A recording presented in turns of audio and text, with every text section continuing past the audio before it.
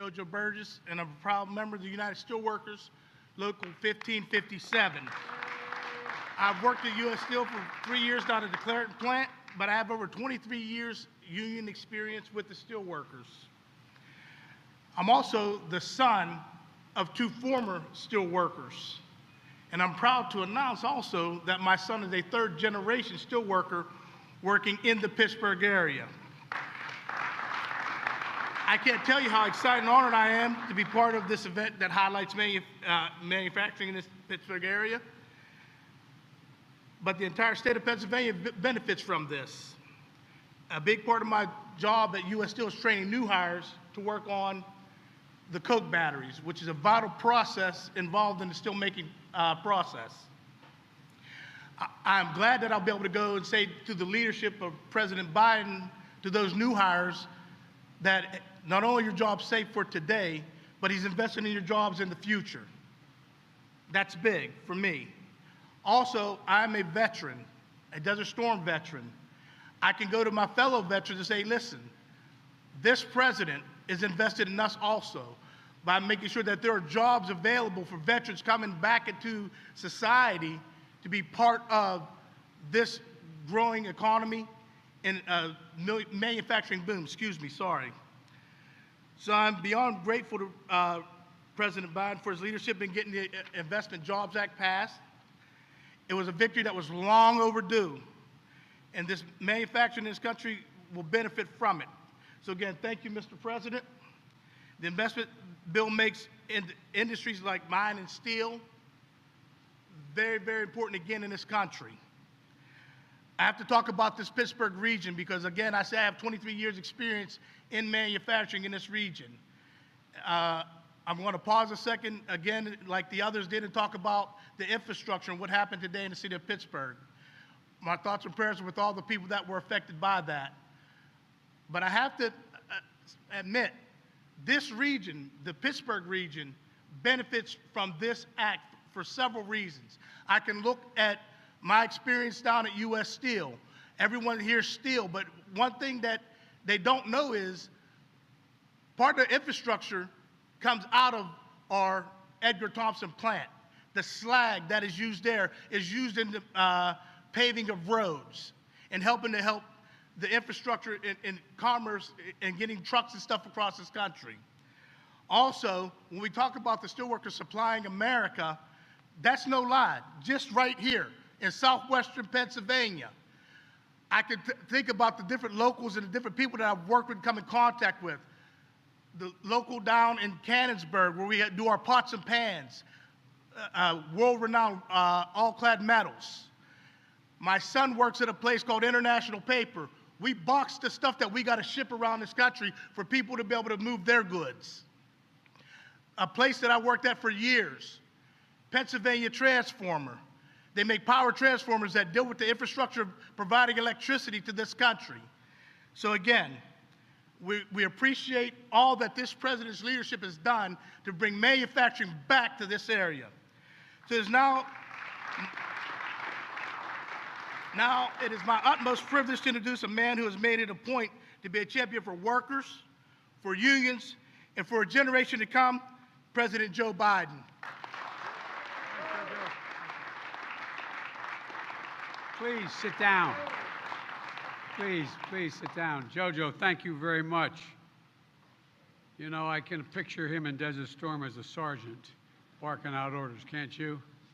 When my son Bo was promoted to major in Iraq, and I said, now you're a field-grade officer. He said, Dad, I have no illusions. I know who runs the Army. Sergeants, they're the officers. Well, hello, Pittsburgh. It's good to be back. It really is good to be. Before I begin, let me just talk a little bit about what we all just saw, many of us saw this morning. A bridge more than 50 years old, I think it was 150 years, it says 50 years old, but I thought it was older, collapsed right here in Pittsburgh. It had been rated in poor condition for the past 10 years. What you all know, if you don't, you should know, there are another 3,300 bridges here in Pennsylvania, some of which are just as old and just as decrepit condition as that bridge was. including here in Pittsburgh, the city of bridges. I've been coming to Pittsburgh a long time. I'm a Pennsylvania kid. I was born and raised the first part of my life in Pennsylvania, and I've been to Pittsburgh a lot. But all these years, I never knew Pennsylvania, Pittsburgh, Pennsylvania, had more bridges than any other city in the world. Yo! But across the country, there are 45,000 bridges in poor condition. It's just simply unacceptable. That's why your governor and your members of Congress, your mayor, have been saying for years, we have to do something about this. I've talked about it every time I've come to Pittsburgh, and we finally got it done. A bipartisan infrastructure law, including the largest investment in our nation's bridges since the Eisenhower put together the interstate highway system. And I might add, this is the first time in the country's history that we dedicated a national program to repair and upgrade bridges. And it's about time. The governor can tell you we're giving state and local leaders historic funding to make national projects real. Here in Pennsylvania, that means at least $1.6 billion for bridges alone, $327 million in 2022 alone just to repair bridges. We've got to get it on with it. We've got to move. The next time, we don't need headlines saying that someone was killed when the next bridge collapsed. We're also providing billions more for roads and so much more. We saw today when a bridge is in disrepair, it literally can threaten lives. As soon as we heard about the bridge, we were immediately in contact with the mayor. Mr. Mayor, you're doing a hell of a job. And the governor and other officials on the ground. And we're going to rebuild that bridge, along with thousands of other bridges in Pennsylvania and across the country, because it's in our interest, for our own safety's sake, and it generates commerce in a way that we can't do now. That's part of how we're going to build a better America, and that's what I want to talk to you about today. So thank you for the introduction, Jojo. Mayor, Mr. Mayor, County Executive Rich Fitzgerald, great to see you again, pal. And it's good to be here with so many outstanding folks, particularly the governor, Lieutenant Governor John Fetterman. John, if I had you in front of me when I was playing at Delaware, I could have been an All-American. I could have been big. And Connor Lamb, it's great to see you, man. And you're doing a hell of a job, all of you. And my good friend and former neighbor in Scranton, Bobby Casey. Now, his dad, we're about the same spread. His dad was as much older than me than I am than Bobby, but I lived in North Washington Avenue. You notice they changed the end of the road name. It's the Joe Biden way now. You know? No, really, you see that? I shouldn't say this. I'm going to get in trouble in Delaware, Mr. Secretary, but the first thing I asked at the election results, I said, how did I do in Scranton? I won every precinct. And so I used to drive up Route 81 all the time to get, not just to get Scranton, but get up to Syracuse when I was at Syracuse Law School. And the entrance to go get to Scranton off 81 is the Joe Biden Expressway. So I'm coming home, Bobby, I'm coming home. But look, all kidding aside, I want to thank our Commerce Secretary, former Governor Gina Raimondo, for joining us today. And I want to thank Congressman Mike Doyle, who couldn't be here today, but who's done so much for this district. Nearly 3 years ago, I began my campaign for president right here in Pittsburgh, first major stop I made. I said back then I was running to restore the backbone of America, the middle class. It's time we began to build this country from the middle up and the bottom out, so that I've never known when a wealthy person didn't do well when the middle class was doing well. We always do better when ordinary, hard-working people have a shot. After I accepted the party's nomination in August of 2020, I came to Mill 19 for my first major campaign stop. And I laid out my vision to build a better America with better pay, greater dignity for the working people who are the ones who built this country. I often hear about who built the country. Guess what? The middle class built this country, and unions built the middle class. And folks, making it in America with American manufacturing, and easing the financial burdens on millions of families. That's the same vision I laid out once again when I was here in Pittsburgh, the first stop I made after I was sworn in as president. Now, after my first year, I wanted to come back to Pittsburgh. This is my third time here in this facility. And to take stock of what we've accomplished together and look forward to the extraordinary opportunities that lie ahead for Pittsburgh and America if we continue to do our job. From day one, every action I've taken to rebuild the economy has been guided by one principle: make it in America, like we used to. No one knows that better than all the folks here in Pittsburgh, and that's why it matters so much. Making it in America is what built this city, the Steel City, the arsenal of democracy during World War II, when Pennsylvania generated as much steel as Germany, Japan, and Italy combined right here in the city of Pittsburgh. But Pittsburgh also knows the consequences when we ignore the backbone and fail to invest in ourselves, fail to invest in our people. Some of you have been around long enough to remember how this city lost 100,000 steel jobs between 1970 and 1990. I was raised when I moved from Scranton. My dad didn't have any work, and we moved to Claymont, Delaware. Used to be an outfit called Worth Steel. There were over 6,000 steel. The town was a company town. There's not a single steel worker there now. By the 1980s, more than 3/4 of Pittsburgh's steel capacity had been shuttered. You or your parents remember what you felt like in your neighborhood. It didn't feel good. The painful ripple effect it had. Jobs lost, families ripped apart. So you know that to build a truly strong economy, we need a future that's made in America. That means using products, parts, materials built right here in the United States of America. It means bringing manufacturing back, jobs back, building the supply chains here at home, not outsourcing abroad so we have better jobs and lower prices here. It means betting on America's workers. And it takes the federal government that doesn't just give lip service to buying America, but actually takes action. That's the approach I've taken from day one. And now we're beginning to see the results. We learned this week, after my first year as president, the United States had the fastest economic growth in nearly 4 decades, along with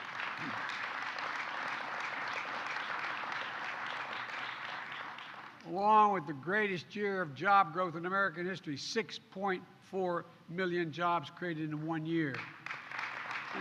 And instead of losing manufacturing jobs, since I've been in office, America has actually added an additional 367,000 manufacturing jobs in America.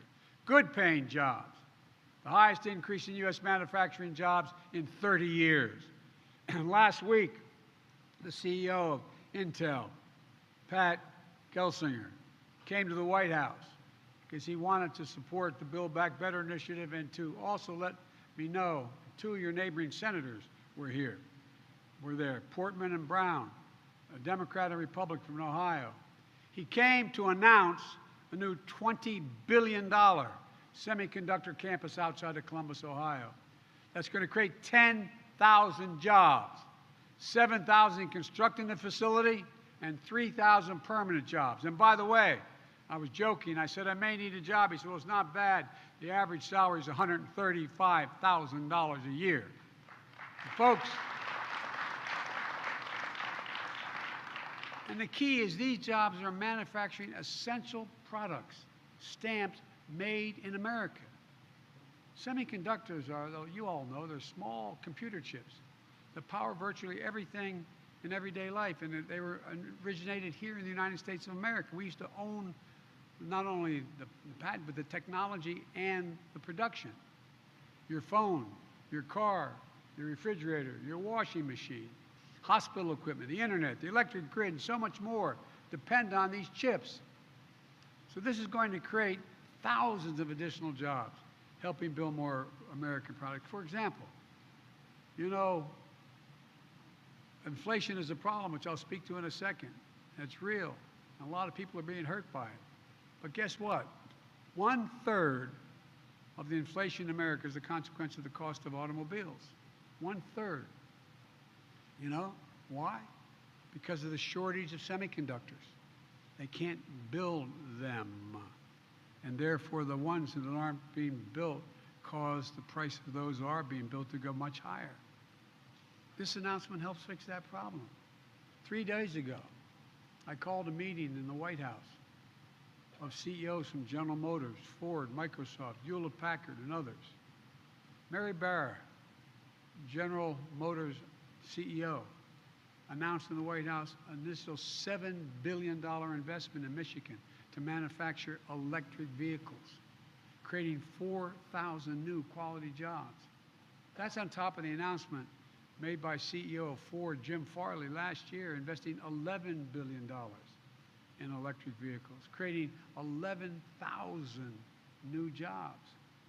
And today, right here in Western Pennsylvania, the Union Pacific Railroad is announcing the largest purchase of American-made battery electric locomotives in all of history. And by the way, guess who's supplying those batteries? General Motors. Folks, I want to tell you, it matters. It matters a lot. The company who will build these locomotives is called Wabtec. W-A-B in their name is because they grew out of the old Westinghouse air brake company, a classic Pittsburgh manufacturer. Wabtec is based here in Pittsburgh. And these locomotives will be built up in Erie at the same plant that Thomas Edison built at Ford General Electric more than a century ago. Not only will these locomotives be running here at home, powering our economy and decreasing pollution, Wabtec will also be exporting them to Canada, to Australia, and all around the world, again, creating more good-paying jobs. Folks, in the process, reducing climate change, generating jobs here in Western Pennsylvania. As I said, good-paying jobs you can raise a family on. My dad said that all you need, a family needs just a little bit of breathing room. A little bit of breathing room. And so many people don't have it now. But it also means something else. It means that right here in Pittsburgh, the future is being built on the foundation of this city's storied past. An announcement like this doesn't happen in a vacuum. The manufacturing resurgence we're seeing today is no accident. It takes local leaders, federal leaders, foundations, businesses, unions, universities, all pulling together. It requires a mindset like you have here in Mill 19. Here's what I mean by that. Generations ago, Mill 19 used to roll out 10-inch steel bars. Today, it rolls out the latest innovation in advanced manufacturing robotics, 3D printing, and artificial intelligence. It's simply rolling out the future. That's what it's going to be doing. That success is a result of a partnership. The federal government provides funding from everything from basic research to great universities like Carnegie Mellon, to supporting partnerships that help small businesses in Western Pennsylvania get into the game in the first place, like the businesses here at Mill 19. Organizations like one called Catalyst. They work with small business to adapt to the latest technologies they need and grow and compete globally. The work is made possible by funding from the Commerce Department. And they partner with engineers and researchers from Carnegie Mellon University who design the next generation of advanced manufacturing equipment, creating technologies that work alongside workers instead of replacing the workers. In fact, Carnegie Mellon and the AFL-CIO are teaming up to make these technologies, make sure they're designed to support workers. Another organization here at Mill 19 called ARM Institute. ARM Institute is a public-private partnership funded in part by the federal government to help robotics technology move into the marketplace and to help train workers to build, operate, and repair robots so that working folks right here can take on good-paying jobs that companies like Wabtec are helping to create. And by the way, thanks to the American Rescue Plan, the first major bill we got passed in March, my Commerce Department is investing an additional $1 billion in local efforts to strengthen regional economies throughout the country. Some of that money is coming right here to Western Pennsylvania in support of efforts that include partners here at Mill 19, helping spread new robotics, artificial intelligence, manufacturing technologies, and create more jobs across the nation. Look, you all get it. The bottom line is this. It takes all of us working together, to get this done. And that's finally beginning to happen. When the federal government invests in innovation, it powers up the private sector to do what it does best, creating incredible new technologies, new industries, and most importantly, new jobs, good-paying jobs. These are the kinds of investments and partnerships that help us build a made-in-America future. We can't slow down now. We can't slow down now. We know what happens when we stop investing in the future of places like Pittsburgh. Decades ago, we used to invest 2% of our gross domestic product in research and development here in America. Let me emphasize that. Research and development. Today, we invest less than 1%. The United States of America used to be ranked #1 in the world in investing in the future. Now we rank #9 in research and development. China was #8 3 decades ago. Today it's #2. And other countries are catching up fast. But we can and we must change that trajectory. We have an opportunity ahead of us right now. The House and Senate, the United States Congress and the United States Senate are working out a bill that's going to provide an extra $90 billion for research and development, manufacturing all the elements of the supply chain needed to produce the end products. This should help create more partnerships like the ones you have right here at Mill 19. Secretary Raimondo, former governor of Rhode Island, she's been helping lead this effort. She knows what it takes. And my expectation is this will continue to be a bipartisan effort, God willing, just like the infrastructure law. And by the way, regarding the infrastructure law, we brought together Democrats and Republicans, being led by Senator Casey and Senator Lamb and other members of your delegation here, the Democrats, along with Republicans, to do something about infrastructure. Now, just 74 days after signing that law, we're already making tangible differences for highways, ports, airports, rail, high-speed internet, clean air, clean water. That includes $1.6 billion over the next 5 years for Pennsylvania to repair its bridges. As I said earlier, there are more than 3,300 bridges across Pennsylvania and over 7,500 miles of highway in poor condition. It also means jobs, replacing lead water pipes, so families in 10 million homes and in 400,000 schools and child care centers can drink clean water, not lead-based. Jobs.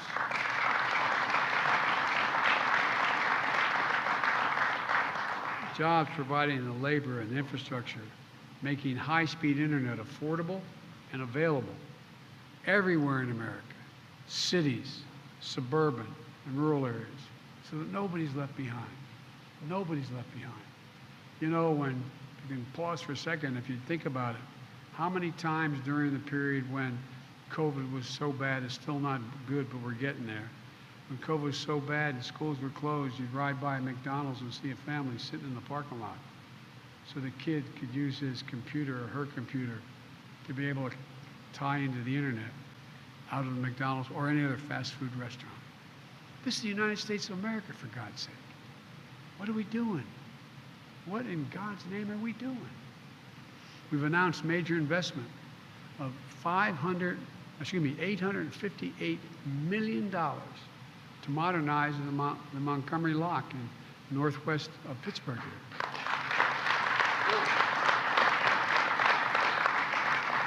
So the water levels stay high enough for barges to pass through up the upper Ohio River. We move about $500 billion worth of goods through those locks like these across the country every single year. When they're not working, it creates choke points. Barges break up. Goods don't get to where they need to go. Bob Casey's been on my back about this for so long. As we get this Montgomery Lock project done, I think we should call it the Casey Lock. I mean,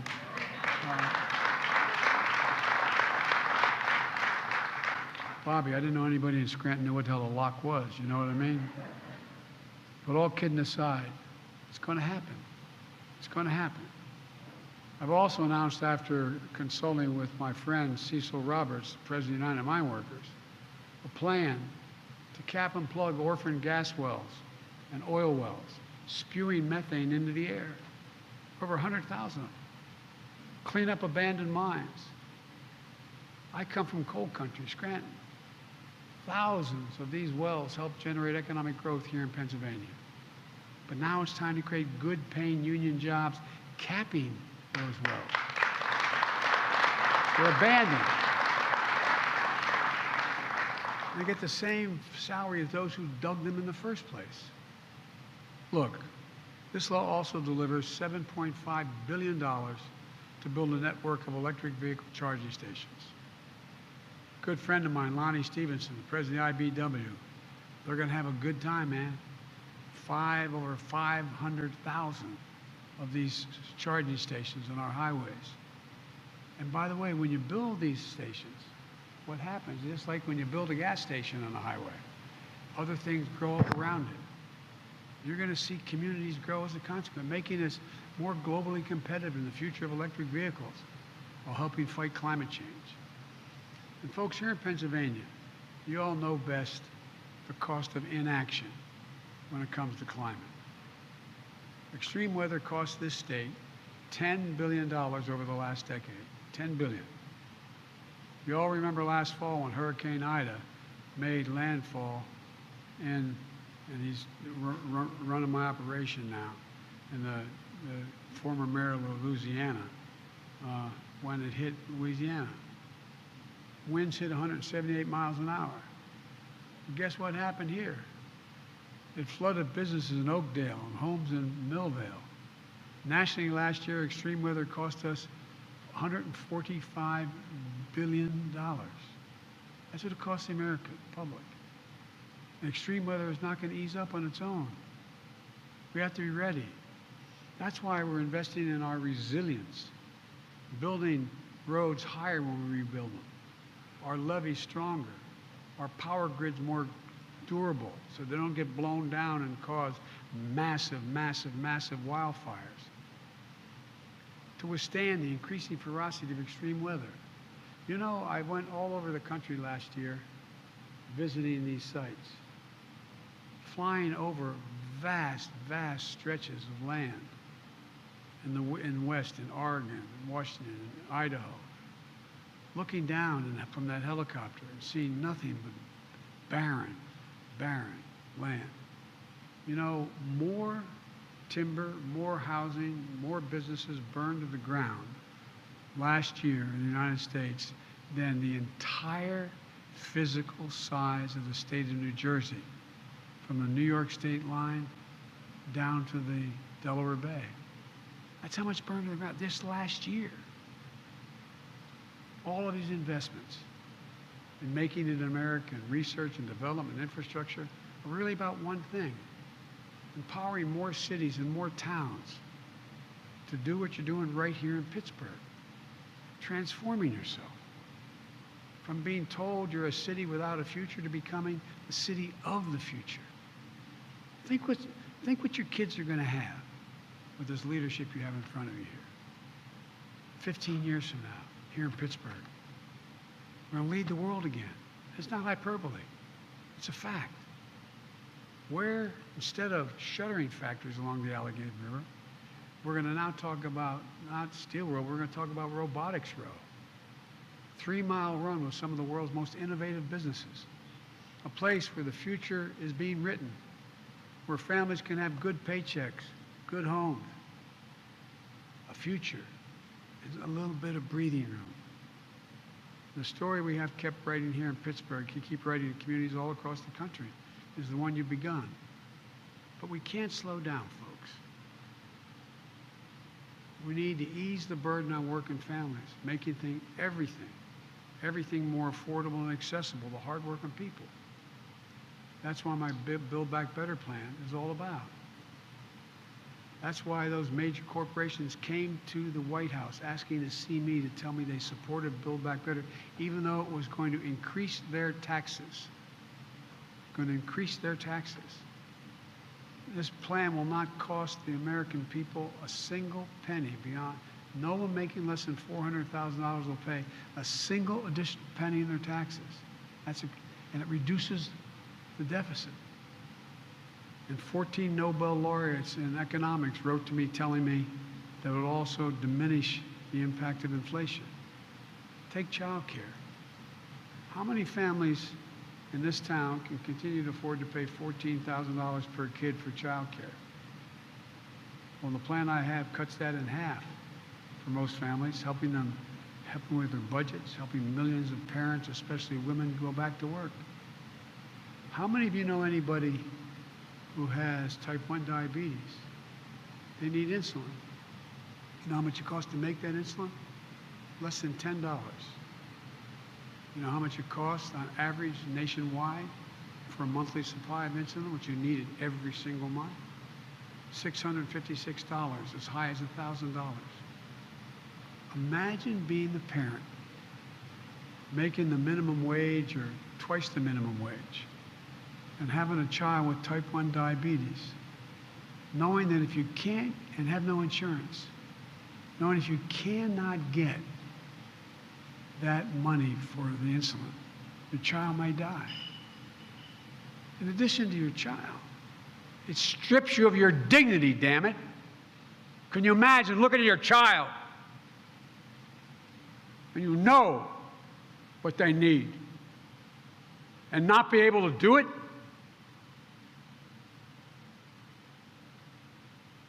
Many of you have lost children. Many of you have seen. Imagine. It's outrageous. And we have an answer. At the same time, same is true for home and community-based services for seniors and people with disabilities. Folks, look.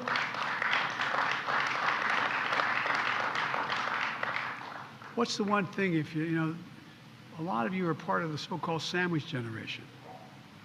You have a child that you need to get daycare so you can go out and work, as well as you got a mom or a dad who's elderly and living at home and they don't want to move out of their house. They don't have to sell every single thing they have to be able to move into a nursing home. But you know, the data shows 88,000 people qualify, 800,000 people qualify under Medicare to get that help, but it's not available. And sometimes it's as little as making sure there's someone there just to pick up the prescription, put a handrail in the shower, making sure someone can show up and help the meal. It's cheaper for everybody. It's a decent thing to do because the parents deserve to have a little bit of dignity. And it will not increase the deficit, and it will not cost anybody making less than $400,000 a penny. I'm a capitalist. If you can make $1 billion, $1 million, go at it. It's good. But at least pay a little bit. Fortune 500 companies. In Fortune 500 companies the last 2 years, there are 55 who made over $40 billion. Didn't pay a cent in taxes. I'm not talking about anybody paying any more than they did 10 years ago. Look, we know how to ease the pressure on families. We're increasing productivity and the potential for our economy. We can afford these investments by making sure the wealthiest just pay a little bit without increasing the deficit. As I said, no one earning less than, I guarantee you, check it out, no one earning less than 400 grand will ever pay another penny. And I told you about the impact of 17 Nobel laureates saying it's going to decrease inflation, not increase it.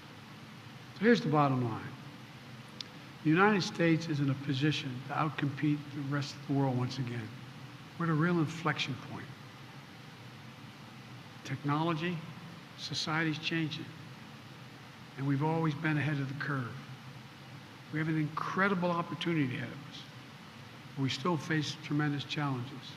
But if we can keep coming together and invest in the backbone of this country, there's no limit to what we can achieve. So let's continue to give working families a fighting chance. Let's keep investing in the future of every city and town in this country. Let's face the challenges head on. Let's keep building a better America, because it's totally, completely within our power. I promise you. I promise you. It's about time we stop fighting, and it's about time we start working together again. Thank you for your consideration for what we're talking about. We can do an awful lot. Thank you, thank you, thank you. Thank you. Yes, thank you. Folks, a guy who's helping all those vets coming back is the head of the VA, Dennis McDonough. Dennis, raise your hand, pal. Let him know who you are. He's back anyway. We'll get him. We'll get him. But there's a lot going on, folks. God bless you all.